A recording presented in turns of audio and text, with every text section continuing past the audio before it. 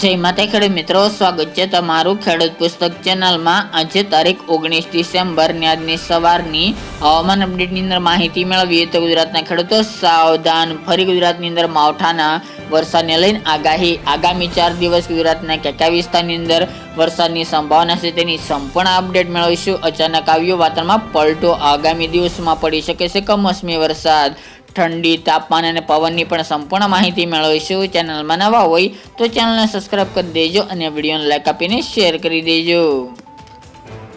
ગુજરાતની અંદર અત્યારે ઠંડી વચ્ચે વરસાદનો કહેર જોવા મળશે।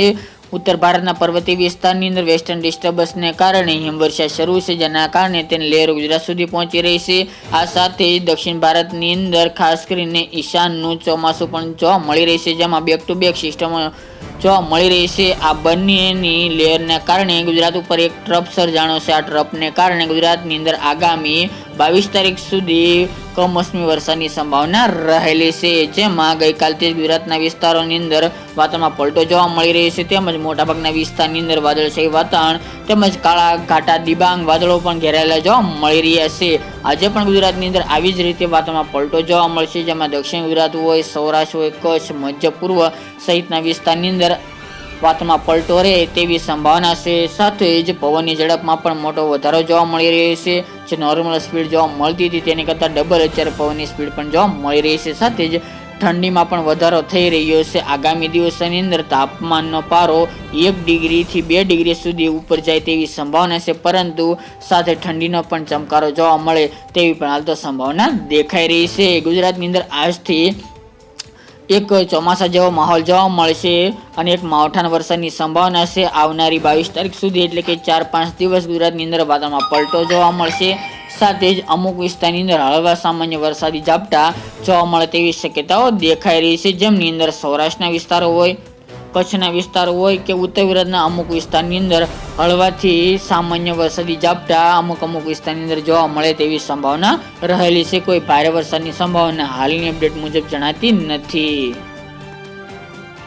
આ સાથે જ આગામી 22 તારીખ બાદથી ઠંડીના ચમકારામાં વધારો થાય, એટલે કે તાપમાન નીચું આવે અને તાપમાન નીચે આવવાને કારણે ઠંડીમાં વધારો થાય તેવી પણ હાલ તો સંભાવના રહેલ છે। આ પવનની ઝડપ નોર્મલ આગામી 22 તારીખ બાદ જોવા મળે તેવી સંભાવના છે। ત્યાં સુધી ગુજરાતની અંદર પવનની ઝડપમાં વધારો જોવા મળી શકે છે। ખાસ કરીને દરિયાકાંઠા વિસ્તારની અંદર પવનની ઝડપ વધુ જોવા મળી શકે છે, જ્યારે અન્ય વિસ્તારની અંદર તેની કરતાં ઓછી।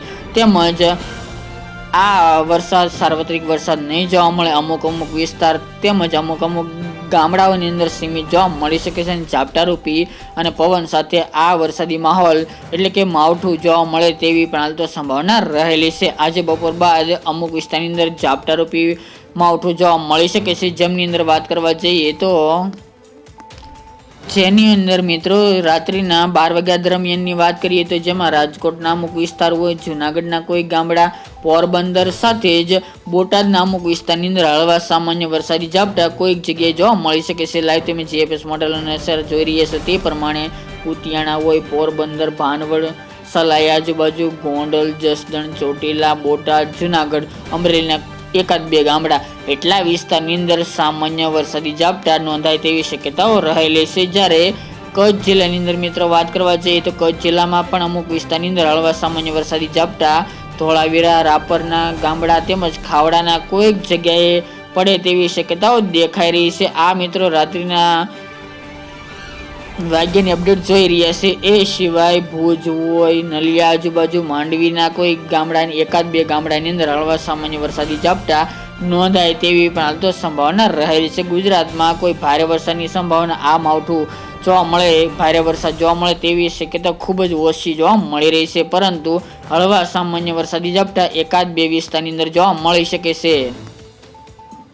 બાકી ગુજરાતની અંદર મોટાભાગના વિસ્તારની અંદર વાદળછાયું વાતાવરણ તેમજ કચ્છના વાદળો જોવાય મળે તેવી શક્યતાઓ રહેલ છે। હાલ 22 તારીખ સુધી ગુજરાતનું વાતાવરણ ચોખ્ખું રહેવાની શક્યતાઓ ખૂબ જ ઓછા પ્રમાણમાં જોવા મળી રહી છે। વહેલી સવાર ધુમ્મસભર્યું વાતાવરણ રહેશે, પવનની ઝડપ વહેલી સવારથી જોવા મળશે, સાથે જ ઠંડીનું જોર પણ જોવા મળે તેવી સંભાવના છે। તાપમાન હાલ તો રાત્રિનું પણ નોર્મલ 15 ડિગ્રી કરતાં પણ નીચું જોવા મળે તેવી શક્યતા ઉત્તર ગુજરાત અને કચ્છ અને સાથે જ સૌરાષ્ટ્રના એકાદ બે વિસ્તારની અંદર જોવા મળી શકે છે, જ્યારે અન્ય વિસ્તારની અંદર 15 થી 20 ડિગ્રી સુધી તાપમાન રહી શકે છે. બપોરનું તાપમાન આવનારા 3 થી 4 દિવસ 1 થી 2 ડિગ્રી વધે તેવી સંભાવનાઓ હશે. બાકી ઠંડીનું પ્રમાણ દિવસ દરમિયાન તેમજ રાત્રિ દરમિયાન જોવા મળી શકે છે, જેની તમામ ખેડૂતભાઈ નોંધ લેવી. આ વરસાદ સાર્વત્રિક વરસાદ નહીં હોય, કોઈ ગામડાની અંદર જોવા મળશે, બાકીના અન્ય ગામડાની અંદર વાતાવરણમાં પલટો અવશ્ય જોવા મળે તેવી શક્યતાઓ 22 તારીખ સુધી જ રહી શકે છે.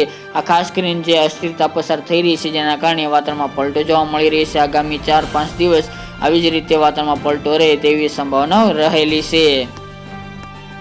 તો મિત્રો, ગભરાવાની જરૂર નથી. હાલ કોઈ ભારે વરસાદની શક્યતાઓ ખૂબ જ ઓછા પ્રમાણમાં રહેલી છે, જેથી ગભરાવું નહીં. તો મિત્રો, આજની સવારની અપડેટ માટે એટલું જ. દરરોજની અપડેટ આપણે આપતા રહીશું.